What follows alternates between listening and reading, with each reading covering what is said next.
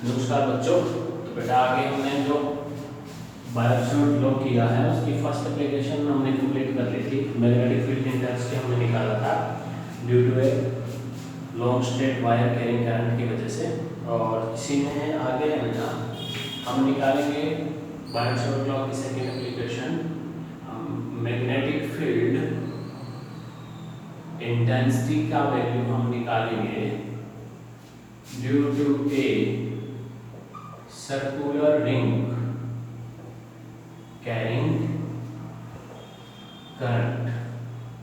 और ये magnetic field बेटा हम इसकी कौन सी लाइन पे निकालेंगे? एक्सिस के अलोंग निकालेंगे। कहाँ निकालेंगे हम ये? एक्सिस के अलोंग। तो इसमें देखिए क्या है।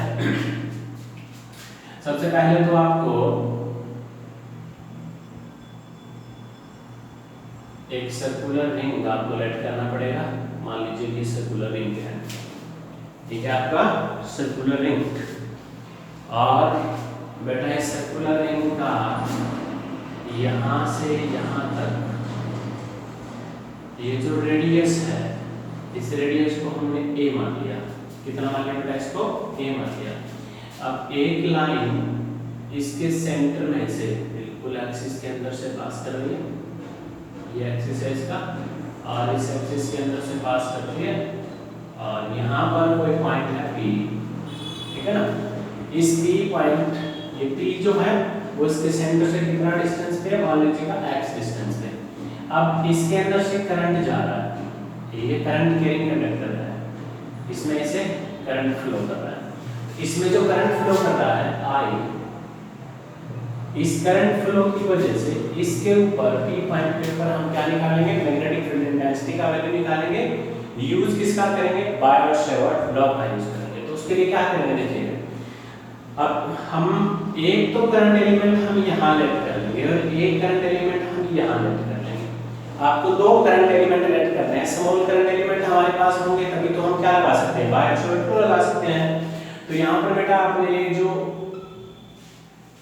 डीएल इस स्मॉल लेंथ अगर पूरे की कितनी होती है? एल तो यहाँ की कितनी हो जाती है?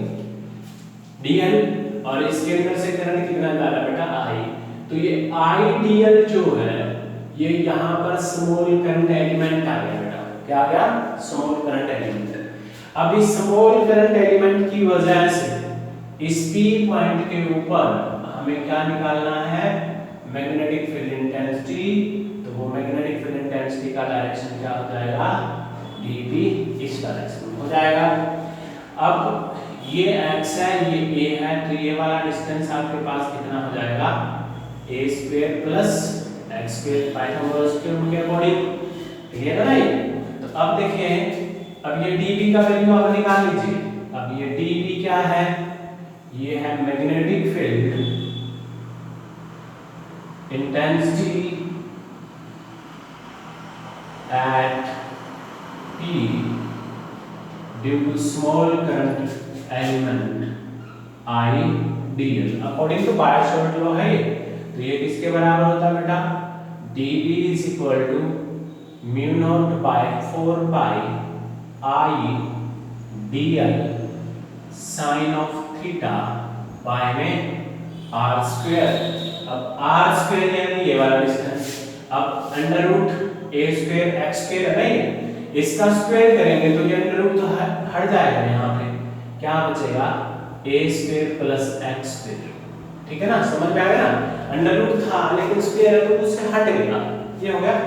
अब ना ये जो एंगल होता है यहाँ पर, ये जो एंगल ये अप्रोक्सीमेटली इक्वल टू किसके होता है? 90। तो sin थीटा 90, 90 कितना हो गया? 1। तो यहाँ इसको मैं रूट कर लेते हैं दोबारा, तो लिखना है इसका स्क्वायर रूट कर दिया और थीटा कितना है? 90। तो dv is equal to mu naught upon 4 pi I dl sin 91 हो गया, इससे ये कैंसिल हो जाएगा। a square plus x square आपके पास इक्वेशन नंबर 1 आ जाएगा। समझ में आया ना? ये एंगल अप्रोक्सीमेटली इक्वल टू 90 होता है। तो सिमिलर जैसे आइडियल की वजह से dv निकाला, वैसे यहाँ पर आप मान लीजिए ideal dash small current element. अब इसकी वजह से वहां पर मैग्नेटिक फील्ड जो होगा उसका डायरेक्शन ये होगा। ये इसका डायरेक्शन थोड़ा सही बनाइए आप। ये आ गया हमारे पास dv डैश। अब ये dv डैश क्या है, देखिए dv डैश ये है magnetic field intensity, magnetic field intensity at p due to IDL dash. Clear? तो ये हो जाएगा बेटा आपके पास dv dash is equal to क्या होता है, mu not upon 4 pi ideal sine theta. अब ये इसके बीच में एंगल 90, साइन थीटा 1 हो गया डिवाइड बाय, लिख लीजिए sine 90 divide by under root a square plus x square का होल स्क्वायर आ गया, क्योंकि ये एक्स है ये ए है तो ये वाला डिस्टेंस कितना है, a square plus x square. Put करेंगे स्क्वायर से कैंसिल हो जाएगा, dv डैश इसके बराबर आएगा mu not upon 4 pi I dl dash divide by a square plus x square. ये आया, ये इक्वेशन नंबर 2 आ गई बेटा। तो अब 1 और 2 में क्या है, दोनों बिल्कुल सेम है।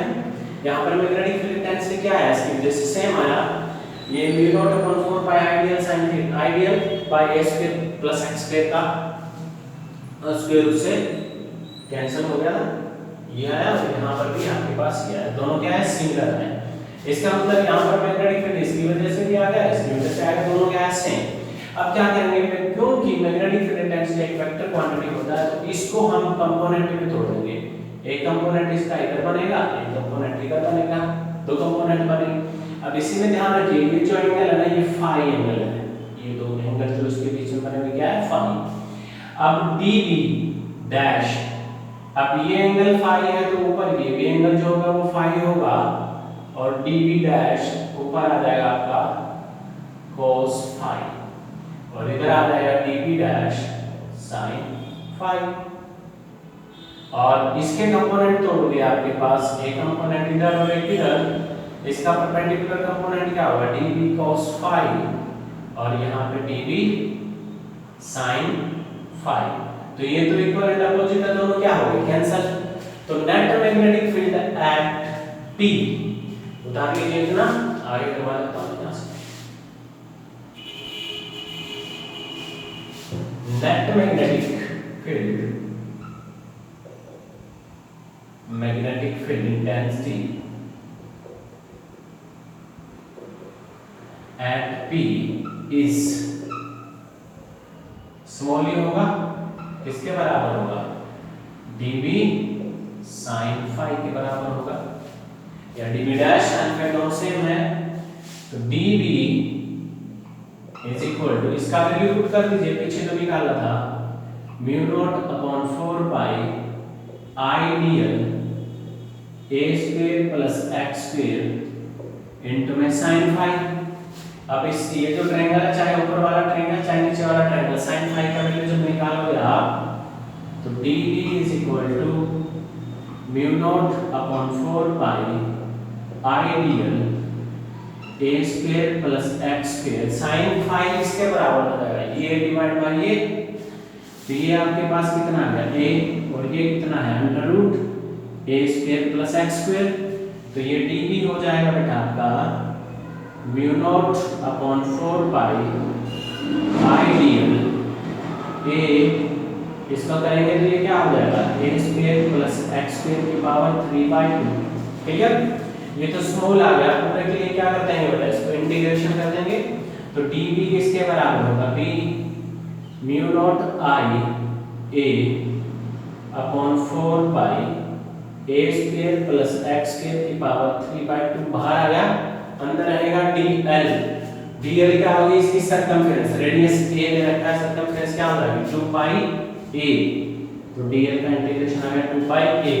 तो आपके पास मैग्नेटिक फील्ड किसके बराबर आ गया mu naught i a square upon 4 pi a square plus x square की पावर 3/2। ये मैग्नेटिक फील्ड आ गया, कितना आ गया b is equal to mu not upon 4 pi i, इसका सरकमफेरेंस 2 पाई आ होता है, 2 पाई a आ गया तो यहाँ पाई भी आएगा 2 पाई, ये आ जाएगा आपके पास mu naught i upon 4 pi a square into 2 pi upon a² plus x² की पावर 3/2। ठीक है, अब हम मान लेते हैं if x is greater than a, यानी आपका जो ये पॉइंट है सेंटर से काफी दूर हो एज कंपेयर टू इसका रेडियस, तो रेडियस को हम क्या कर देंगे, नेगलेक्ट कर देंगे। a को क्या कर देंगे बेटा, हम नेगलेक्ट कर देंगे। तो आपके पास b किसके बराबर आएगा, mu naught i upon 4 pi 2 pi a²। ये a नेगलेक्ट हो गया तो आपके पास क्या बचा, आपके पास बचा x की पावर 3। क्या बचा आपके पास, x की पावर 3 आपके पास बचा। कितना बचा ये, x की पावर 3। क्लियर होगा, आशा करता हूं समझ में आया होगा।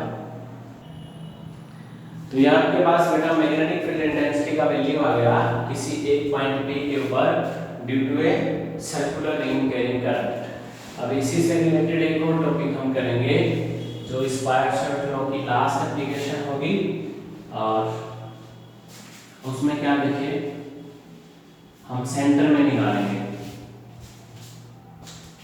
थर्ड एप्लीकेशन क्या बेटा इसकी,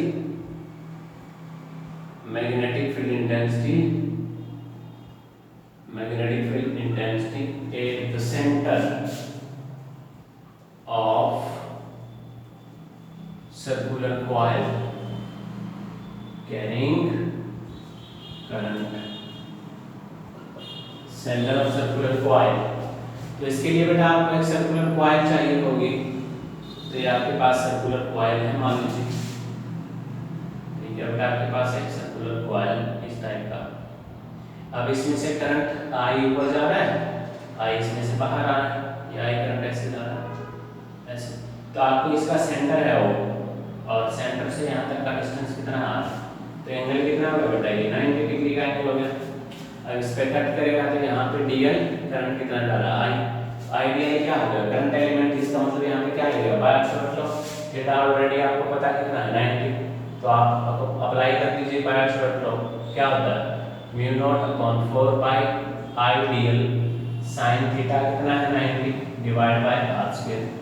तो ये छोटा आ जाएगा, पूरा निकालने के लिए क्या करेंगे, इंटीग्रेशन, dv का इंटीग्रेशन क्या हो जाएगा, v mu naught I upon 4 pi r² बाहर आएगा, sin 91 होगा, अंदर आएगा dl इसकी क्या सरकमफ्रेंस कितनी होती है 2 पाई r। तो v किसके बराबर आ गया, mu naught I upon 4 pi r² into में 2 पाई r, एक r से r काट दीजिए, mu naught I upon 4 pi r into में 2 पाई, इसको काटिए मत क्योंकि न्यूमेरिकल में ये वैल्यू निकालने के काम आएगा। तो ये बेटा हमने बायोट लॉ और उसकी 3 एप्लीकेशन जो थी वो हमने कवर कर लिया है। तो पहले बायोट लॉ क्या बोलता था, ये इसने एक फार्मूला दिया था हमें कि आप करंट एलिमेंट की वजह से अगर आपको मैग्नेटिक फील्ड इंटेंसिटी का वैल्यू निकालना है तो मैग्नेटिक फील्ड इंटेंसिटी किसके बराबर होता है, mu naught I upon 4 pi dl sin theta by r² के बराबर होता है। और उसी फार्मूले का यूज करके हमने एक इनफाइनाइट लॉन्ग स्ट्रेट वायर के लिए मैग्नेटिक फील्ड इंटेंसिटी निकाला। फिर हमने निकाला एक सर्कुलर रिंग के एक्सिस के ऊपर magnetic field intensity using Biot law, और ये फाइनल हमने निकाला at the centre of circular ring carrying current using Biot law. तो ये बेटा बायोट लॉ उसकी जो फर्स्ट एप्लीकेशन थर्ड एप्लीकेशन है ये बहुत इंपॉर्टेंट है, इसको थोड़ा ध्यान से करिएगा, समझ में नहीं आया तो दोबारा करिए, कोई दिक्कत नहीं है। कोई भी प्रॉब्लम हो तो आप पूछ लीजिएगा, ठीक है ना। Thank you.